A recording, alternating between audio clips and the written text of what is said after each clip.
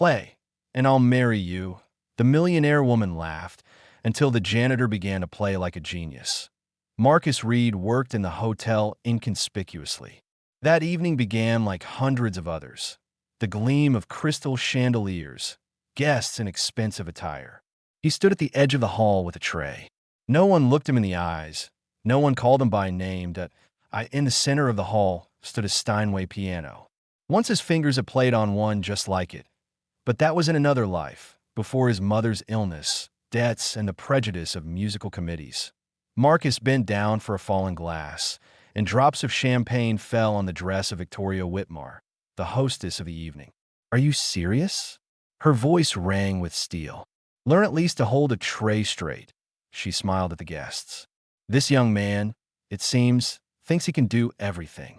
They say he can play the piano. If he plays better than a professional, I'll marry him." The hall laughed. Marcus looked calmly. "I don't want marriage, but if I play better, you'll fulfill your promise, any promise, so that everyone will be witnesses." "Sit down," Victoria said mockingly. He sat at the piano. "Summertime," he said, "but not the way you're used to." The first sounds rang out softly, with deep intonation. The music came from within. The laughter disappeared. People froze. When he finished the first part, silence reigned. "That was only the first composition," Marcus said. He began a sonata, strict, clear, emotional. When it ended, the first row stood up. Applause swept over the hall. "Keep your word," someone from the audience said. Victoria hesitated. "One melody isn't enough," she said. "Then I'll play more," Marcus answered. David Chin appeared, a music critic. "I'm ready to be the judge." Marcus played the second piece flawlessly. "Professional level," Chun pronounced without doubt. The third piece was swift, with complex rhythms. When the final notes sounded, the hall exploded with applause.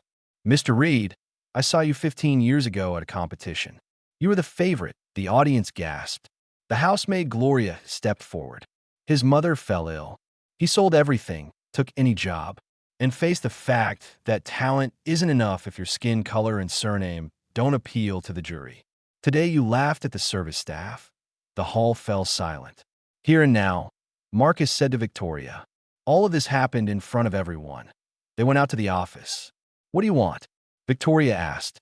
"I don't want money," he answered. "First, a public apology. Second, a scholarship in my family's name for talented students from non-wealthy families. Third, you changed the rules in the hotel. Staff cannot be forbidden to appear in photographs, to be addressed without a name, to have their movement restricted. Do you want a revolution? I want people to stop being invisible." They were silent for several seconds. "All right," Victoria finally said. "I'll do it." When they returned to the hall, the conversations died down.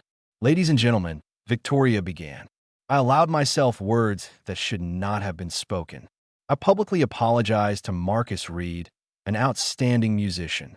We are establishing a scholarship in the name of the Reed family, and we are abolishing the rules that restricted the staff. Everyone deserves respect." The applause intensified without a trace of mockery.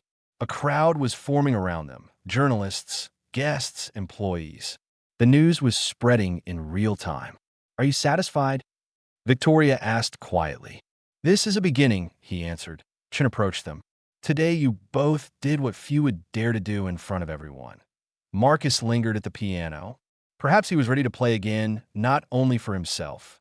Outside, people were already gathering with signs and cameras. The evening had turned into the beginning of a big conversation about dignity, equality, and prejudice.